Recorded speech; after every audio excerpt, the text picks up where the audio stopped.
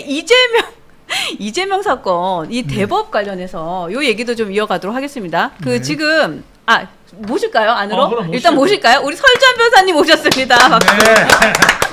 우리는 오면 또 막 모셔요. 네. 네, 의자 뒤에. 법조 마이크 법률 전문가가 필요한 시점에 그쵸. 그러니까 법 얘기를 하자. 기다리고 있었습니다. 또 돌아야 또 정광재 대변인하고 우리 설주한 변호사와 함께하는 이 시간 여러분 좋아하시는 설주한 변호사가 오셨습니다. 티키 타카 쇼. 오시자마자 또 쇼 한번 하고 가야지. 인사 좀 해주세요. 최고의 인물. 네. 네네. 최고의 인물? 그러니까 외모 얘기하시는 거예요? 겸사겸사요? 너무 좋아하시는데. 정광재 대변인 훨씬. 근데 투샷이 너무 멋있으세요. 두 분. 서로 치고받고. 근데 제가 보니까 제 얼굴이 많이 탔네요. 그렇습니다. 맞아. 보면은 좀 아니 근데 진짜 변호사님은 분장 오늘 하고 오셨죠? 저는 분장. 그러니까요. 아니 정광재 대변인이 이 정치판에 와서 많이 상했어. 그래요? MBN 있을 때는 그런 얼마나 이쁜데. 얘기들도 조금 합니다. 야, 너 얼굴 상했다. 이게 권성동 원내대표가 그러더라고. 야, 좋은 직장 다니다가 나와갖고. 그러니까 얼마나 귀염둥이였는데. 열심히 하고 있습니다. 제가. 근데 진짜 MBN 계실 때 진짜 좀 빛났지 사실. 그러니까요. 근데 외모도 멋있으시고. 어쨌건 그럼요. 네, 반짝반짝 반짝반짝하고 하셨고. 예리하고 네. 이래가지고. 그러니까요. 국회의원이 되면 더 빛나기라. 그쵸. 반드시 우리가 달아드려야 됩니다. 네. 감사합니다. 네, 뉴스 열심히 엔진에서 하겠습니다. 앞장서가 달아드려야 아니 됩니다. 그럼요. 오늘 지금 이 세 분 다 국회에서 뵐 수 있는 분들. 그럼요. 네. 우리 또 박수영 의원 지역구에는 또 우리 김준호 씨 내려가야 됩니다. 또 고등학교 졸업했기 때문에 거기서 맞아요. 네네. 그래서 또 우리 부산에서 또 새로운 세대 교체, 그래요. 정치 맞습니다. 교체, 시대 교체를 이뤄가지고 알겠습니다. 우리 대한민국을 열어갈 수 있도록 네. 그리고 또 우리가 젊은이- 돕겠습니다. 네, 알겠습니다. 네, 뭐야? 뉴스엔지에서 돕는다는 거죠? 그럼. 그럼요. 잘 도와야죠. 그럼. 좋은 분들이 많이 국회로 가야 될 것 맞습니다. 같고, 저희가 이재명 사건 얘기를 좀 할게요. 이게 지금 대선 후보 등록 전인 5월 22일 전에 이 사건이 대법에서 나오느냐? 요게 지금 기사가 떴더라고요. 네네. 지금 이 이재명 사건을 두고 네. 지금 일반 정치인들에 대해서는 우리가 아는 분들은 크게 이제 저 부분에 관심을 안 가지는데 일반 국민들은 굉장히 저기에 대해서 관심이 많은 거예요. 그래서 제가 이제 오늘 우리 설주한 변호사님한테 네. 좀 부탁하고 싶은 게 과연 대법원에서 상고를 했을 때 기각은 뭐고 파기환송은 뭐고 파기자판은 뭐고 그리고 이게 이제 이 선고가 지금 보면은 뭐 중도 보수 뭐 8대 뭐 10명 뭐 진보 뭐 2명 뭐 이런 식으로 대법원을 구분하고 있거든요. 네. 그래서 그런 부분들에 대해서 우리 국민들이 좀 알기 쉽게 그리고 선거 이전에 뭐 지금 선고한다는 얘기가 있고 네. 또 등록 이후에 선고한다는 얘기가 있거든요. 이 부분에 대해서 좀 우리 시청자들이 알기 쉽게 좀 설명을 해주시면 좋겠습니다. 네.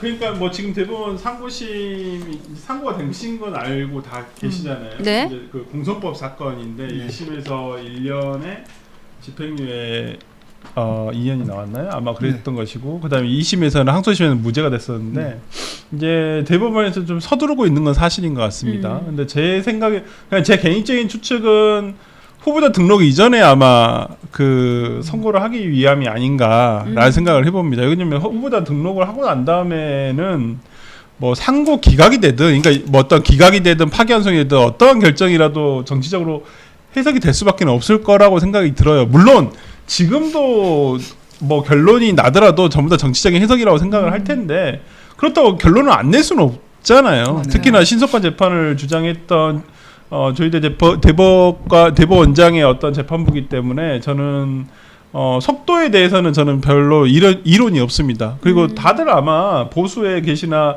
진보에 계시나 결론을 내려야 한다는 다 동의를 하시고 계실 거예요. 네. 근데 저는 또 그 반응이 오히려 좀 이상하다는 거죠.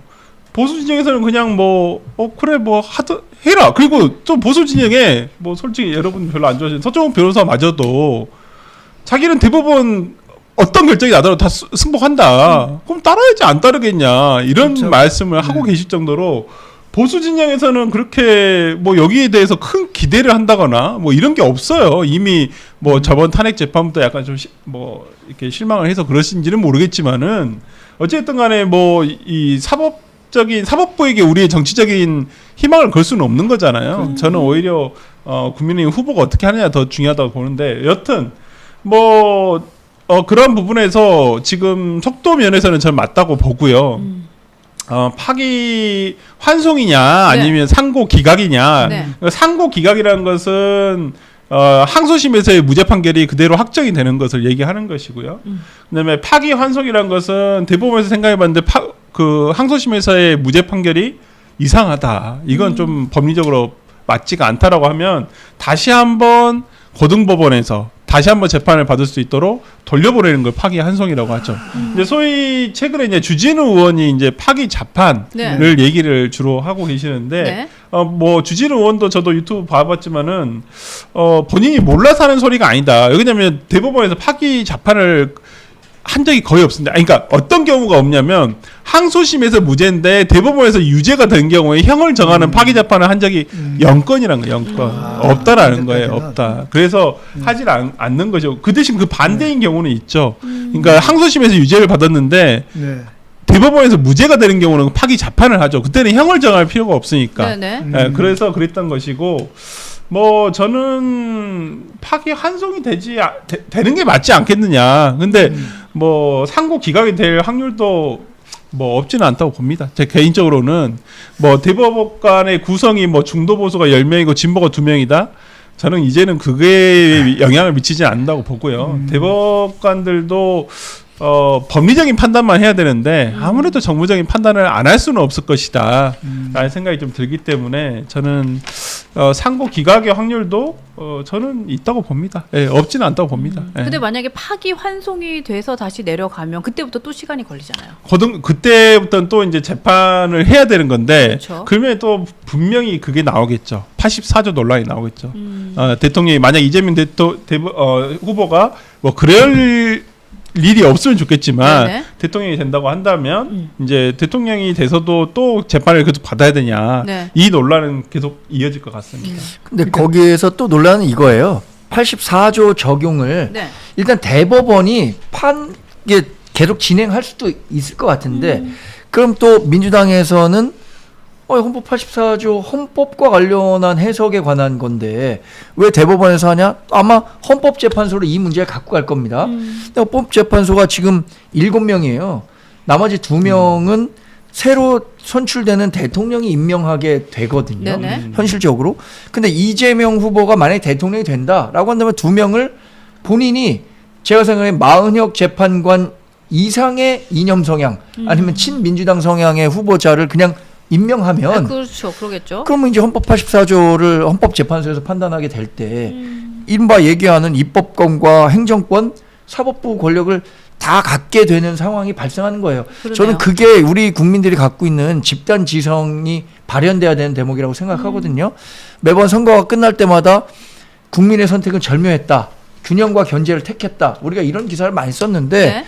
이번에도 마찬가지예요. 정말로 이게 히틀러도 선출된 권력입니다. 알고 계시겠지만 네네. 그렇죠. 입법부가 행정권의 수권법을 통해서 그냥 다 권력을 줘버린 거예요. 네. 그게 나치라는 괴물을 만들어낸 거고 총통 히틀러라는 총통을 만든 거거든요. 네네. 그럼 그런 역사에서 우리도 배워야 할 부분이 있다고 생각하고 그런 이재명 포비아가 네. 남은 한 달 동안의 선거 기간 동안에 저는 뭐 많은 분들이 공유할 수 있는 공감할 수 있는 주제가 될 거라고 생각합니다. 네, 좋습니다. 근데 어쨌든 우리는 아까 많은 분들이 사법부 잘 못 믿겠어요. 뭐 이런 글도 사실은 올라오기는 하는데, 근데 지금은 우리의 시스템을 좀 존중하고 좀 차분히 좀 지켜봐야 되는 시점이다라는 생각이 듭니다.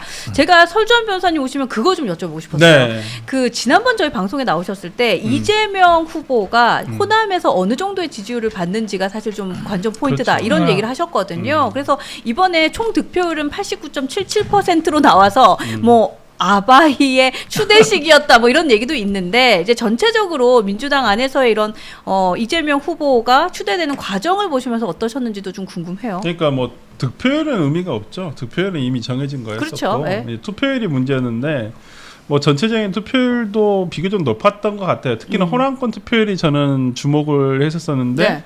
호남권 투표율이 53% 정도 되더라고요. 그러니까 정말 많이 모으기도 많이 모았어요. 정말 저한테도 문자가 오더라고요. 저도 예전에 당원이었었으니까 예전 당원한테도 막 문자를 보내더라고. 그러니까요. 뭐 그래서 권리당원들 이거 많이 해달라라고 하던데 뭐 인정할 건 인정해야지. 원래 우리가 장기라든지 어떤 뭐 시뮬레이션을 해보더라도 네. 우리가 무조건 유리하다 이렇게 생각해서는 안 돼요. 상대방을 충분히 파악을 하고 상대방을 인정을 한 상태에서 우리가 전략을 세워야지 정확한 전략이 나오지. 뭐 상대방 이재명 대표 나쁘다는 거 다 알아요. 도덕성 부족하다는 거 모든 국민들이 다 알고 계시죠. 네네. 하지만 지금의 예를 들어서 이재명 대표를 3년 동안 대표로 만들고 또 대통령 후보로 만들어준 사람이 누구예요? 전 곰곰이 한번 생각해봤거든요. 윤석열 대통령이에요. 아니 이제까지 이런 야당 대표가 진보 진영에서 이런 대표가 없었어요. 대통령 선거 떨어지자마자 보궐선거 나와서 국회의원으로 방탄을 쳐놓고 그다음 당대표가 되고 그래서 2년 당대표 했으면 연임은 안 하거든요. 아니, 그렇죠. 연임까지 했잖아요. 그렇죠. 법 바꿔가지고. 본인의 어떤 그 방탄을 위해서 그렇게 했던 거예요. 네. 이 모든 것들에 대한 지탄이 가더라도 그걸 커버할 수 있는 게 뭐였어요? 윤석열 대통령 하는 거 봐라. 이렇게 실정을 하는데 이재명이라도 놔둬야지. 이런 그런 의식이 더 많았던 것이거든요. 그 진보 진영에서도 이재명 나쁜지 안다고. 네? 이재명은 인간성이 기대하는 바 없지 않냐. 그럼에도 불구하고 그것을 대표로 만들고 당 후보로 만들었던 것은 오히려 윤석열 대통령 아니겠느냐라는 생각이 들거든요. 네네. 그것도 비상기간까지. 그럼요. 그리고 또 마침 또 3년으로 줄여줬잖아요. 원래는 한 5년까지 어떻게든 버텨볼 생각이었는데. 그 아이고야. 김성태 의원 있잖아요. 김성태 의원 네네. 원내대표도 하고 드루킹 특검도 성사시킨 네네. 그분이 가끔 이제 방송하시는데 이런 얘기 했어요. 전생에 윤석열 전 대통령은 이재명 후보에게 뭔 죄를 그렇게 져갖고 이 현생에 이렇게 이재명 후보를 돕고 있느냐 그러네요. 이런 네. 얘기를 했는데 네. 뭐 그분의 말이니까 제가 이거 뭐 저는 저도 이해가 들었어요. 안 돼요. 네. 저도 거의 다 들었어요. 국민들 다 거의 다 사실이라고 생각해요. 그러니까 그분의 이야기를 듣고 참 딱하네 그러니까요. 이런 생각이 네, 들더라고요. 네. 그러니까 여러모로. 그러면 이제 국민의힘 후보는 어떤 후보가 돼야 되는지 고민을 한번 해보시라는 거예요. 저는 좀 그런 생각을 많이 했었고, 네. 뭐 이재명 대표가 뭐 유리한 건 사실이고요. 그다음에 진보 진영 지금 조국 혁신당도 어저께 지지 선언을 했잖아요. 네, 본인들 후보를 안 내기 때문에 그렇다면 전체 진보 진영의 어떤 대표 주자가 됐다라고 보이고 진보 진영은 전체다가 이제 뭉칠 수 있는 조건이 마련이 됐구나. 심지어 심상정 후보의 지난번에 2.3%조차도 네. 없어진 거예요. 그렇다고 한다면 보수 진영은 더욱 더 똘똘 뭉쳐야지만 되는. 그러니까 이 똘똘 뭉치는 전 싫어하는데 친윤계들이 맨날 똘똘 뭉치자고 하니까 지들끼리 뭉쳤으니까 맨날 선거 져놓고. 그래서 저는 좀 그런 부분에 대해서 조금 판단해야 되지 않을까. 전략을 세울 때 이제 우리가 본선 전략을 곧 있으면 뭐 이제 본격적으로 세워야 될 타이밍이 올 텐데 그 부분을 생각하면서 좀 했으면 좋겠다. 저는 개인적으로 민주당의 선동 정치를 이기기는 쉽지 않고 저희들이 기대 거는 거는 토론입니다. 토론. 맞습니다. 토론에 우리 한동훈 후보님하고 이재명 후보하고 토론 한번 붙어보면 그래도 진검승부가 좀 날 수 있는 거 그러니까 아니겠나. 이번에 포스터에 박살이라고 했잖아요. 그러니까요. 저는 그랬어요. 박살이라고 써 있는데 저는 개박살이라고 읽었어요. 개박살입니다. 말씀하시는 거 진짜 너무 공감되고 정말. 기대가 되기도 하고요. 근데 이제 지금 민주당에서 지금 이제 기사가 나오는 거 보니까 윤여준 그러니까. 요거 맞아요? 이거 기자님 혹시 확인되셨어요? 지금 여러 가지 얘기가 나오는데 네. 계속 접촉을 했는데 들리는 얘기는 뭐 건강상 계속 고사를 했다는 얘기만 들었는데 아직까지 정확하게 간다라고는 결정을 안 했는 걸로 지금 그러니까 이게 접촉하는 중이었고요. 접촉 중인 것 같아요. 네, 그렇죠? 접촉 중이었고요. 아직까지는 뭐 결정은 안 한 상태라고 보고 아마 저 정도 같으면은 합류하는 것은 기정사실일 것 같습니다. 그러니까. 네. 네. 최근에 윤여준 전 장관이 어느 후보가 뭐 좀 영입을 하려고 했는데 건강상의 이유로 거절했었다고 그렇죠. 제가 네, 그렇게 들었는데 나왔었는데. 뭐 이번에 모르겠어요. 근데 윤여준 전 장관이 보수의 책사는 맞는 것 같아요. 왜냐하면 이분 하는 얘기가 굉장히 합리적이었어요. 뭐 김종인 위원장도 그렇지만 네. 그런데 이렇게 또 이재명 후보에게 간다고 하면 좀 실망할 것 같아요. 이게 혹시 뭐 이재명 후보가 대통령 될 것 같으니까 가는 거 아니야?라는 생각도 좀 할 수 있을 것 그런 같고. 그렇죠. 예. 사실 그 생각보다 인연과 가치가 아니라 저도 그렇고 요 계산이라는 얘기는 생각이 들죠. 조금 만약에 문제가- 실제로 간다면 좀 실망할 것 같아요. 근데 이 뉴스가 왜 계속 지금 이 시점에 나오겠어요? 물론 민주당의 대선 그 경선이 끝나서이기도 하겠지만은 네. 김백이에요. 그렇죠. 지금 지난주부터 계속 민주당이 해왔던 것이 정규재, 조갑재, 그 다음에 윤여준 보수 진영의 인사들을 계속 확보를 하면서 김백이를 하는 거예요. 그러니까 지금 어쩌면 정규재 씨 얘기도 많이 하더라고요. 네, 그러니까 국민의힘에 아니 뭐 정규재 씨는 눈물을 흘렸다는데 어저께 네. 수락연설을 듣고 네. 눈물은 안 나던데 그분 나의 연세가 좀 드셨는지 조금 왔다 갔다 하시는 것 같은데 하여튼 뭐 본인이 하여튼 뭐 이재명 대표에 대해 상당히 호의적으로 지금 바뀌신 것은 사실이니까 그래서 저는 하여튼 뭐 그런 생각을 해보면 그러니까 지금 민주당에서 굉장히 영리하게 지금 캠페인을 하고 있는 거예요. 대선 캠페인을. 네. 거기에 지금 국민의힘은 좀 안타깝죠. 이렇게 봤을 때는 저기는 한참 앞서서 뛰어나고 있는데 여기는 네. 지금 내부적으로만 지금 어떤 후보를 골라야 되는지 이것도 지금 뭐 문제가 되겠지만 밖에 있는 한 사람을 데리고 오나 마나 이것도 지금 계속 그 논란을 짚히고 있기 때문에 저는 답답하긴 합니다. 지금 그러니까 저는 차라리 내일 그냥 과반수로 끝났으면 좋겠어요. 시간을 좀 벌어야 되는데. 네, 그렇지. 맞아요. 근데 또 우리 지지자분들이 그러니까 우리 타카 아저씨처럼 막 손을 떨면서 하고 있는 이 열정 그리고 그러니까. 저는 왜 아직도 전화가 도대체 오지 않습니까 하는 분들이 계시기 때문에 사실 경선 때 저렇게 네. 막 열정 있게 맞아요. 누군가를 위해서 투표하고 싶어 안달이 난 거 전 처음 봤거든요. 맞아요. 여러분들의 힘이 대단할 거다라는 생각은 듭니다. 네. 그런데 이번에 정규재 씨 논평을 제가 이래 보면서 네. 느낀 것 중에 하나가 그 사람의 정규재 씨도 지금 나오는 이재명이 입을 너무 믿고 있다. 그런 생각이 들어요. 네. 사실 사람을 우리가 판단하는 것은 그 사람이 걸어왔던 발자취나 흔적이나 네, 그렇죠. 그 또 우리 행적이죠, 한동훈 후보님이 자주 얘기하는 것처럼 뭐죠? 어떤 어려운 시기에 어떤 결정을 했는가, 결단을 했는가 이런 것이 아니라 지금 정규재 씨도 좀 촉이 좀 떨어지는 것 같아요. 제가 봤을 네. 때는 그 사람을 말하는 그대로 액면 그대로를 자꾸 믿으려고 하는 거다. 저는 그런 측면에서는 굉장히 단순해졌다. 저는 좀 실망이다. 개인적으로 그렇게 생각합니다. 실망입니다. 잘했어요, 이거? 재미있으셨네. 네, 실망입니다. 그 이낙연 지금 전 총리 이분 출마 선언한 거 아세요?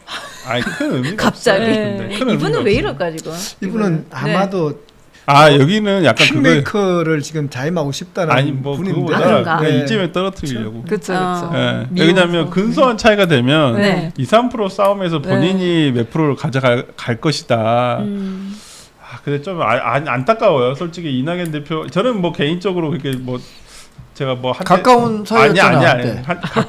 하여튼 저를 잘 아시는 분들은 제가 왜 그때 세밀에 하여튼 거기로 갔는지를 아시는데 뭐 제가 막 뭐 이낙연 총리를 따라서 간 것은 아니고 그러니까 뭐 하여튼 뭐 그 삼지대가 만들어지는 과정에서 이제 약간 좀 이렇게 자초되면서 좀 표류에 있었었는데 네네. 이낙연 대표는 상당히 장점이 많으신 분이에요. 아, 저는 그럼요. 뭐 장점이 그럼요. 많다고 네. 생각을 하는데 그러니까 좀 시대와 안 맞아 버렸다 이게 미스매치가 된 건 아닌가라는 생각이 좀 들어서 안타깝기도 하고 뭐 그러니까 출마하시는 거야 뭐 자유인데 네.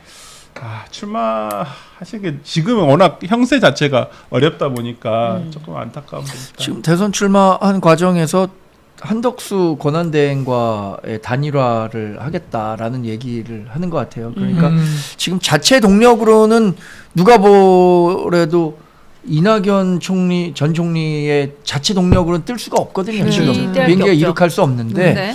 한덕수라는 바람이 부니까 그 바람에 편승해서 본인의 공간을 좀 찾아보겠다는 건데 그게 뭐 어떤 정치적 의미를 가질 수 있을까? 그 공간이 크진 않을 것 같아요. 네. 네. 결국에는 한덕수 권한대행의 출마론에 조금 힘을 보태주려고 하는 것 아닌가라는 생각도 드네요. 그리고 사실 이분은 보니까. 그냥 지금 이렇게 그냥 있다가는 뭐 잊혀질 것 같아요. 그렇죠. 네, 근데 사실 결국에는 그게 제일 또 큰 한덕수 것 같아요. 권한대행을 돕는다면 우리가 또 보수 중도 후보 단일화 과정에서 네. 반 이재명 빅텐트가 이루어지는 그 안에 공간에서 활동하실 수도 있겠죠. 그렇죠. 그게 네. 우리가 긍정적으로 좀 해석할 필요는 있겠습니다. 네, 네. 예. 그런 면도 있겠네요. 네. 저분들이 자꾸 저는 그렇게 봅니다. 국민들은 저런 이제 노회한 정치인들이죠. 네. 저런 분들이 자꾸 활동하면 활동할수록 젊은 정치인들이 설 수 있는 공간이 더 커진다고 저는 봅니다. 예. 더 보이니까. 그렇죠. 누가 국민들이 보더라도 노역으로 보지 네. 저것을 어떻게 국가를 위한 충정으로는 절대 보지 않을 거예요. 네. 맞습니다. 그리고 이제 좀 내려오셔가지고 젊은 사람들한테 길을 좀 열어줘야 안 되겠습니까? 새 시대에 네. 새로운 인물, 그 시대 정신에 맞게끔 그런 역할을 좀 해주면 얼마나 좋을까? 꼭 자기라 해야 되나? 세상이 맞습니다. 안 그래? 네. 꼭 자기라 이 대한민국이 되는가? 그러니까. 예, 예. 더군다나 그 입법, 사법, 행정권을 장악하는 괴물 정권이 탄생되는데 그 탄생되는 정권을 막기 위해서 자기의 역할이 뭘까? 내가 아니라 네.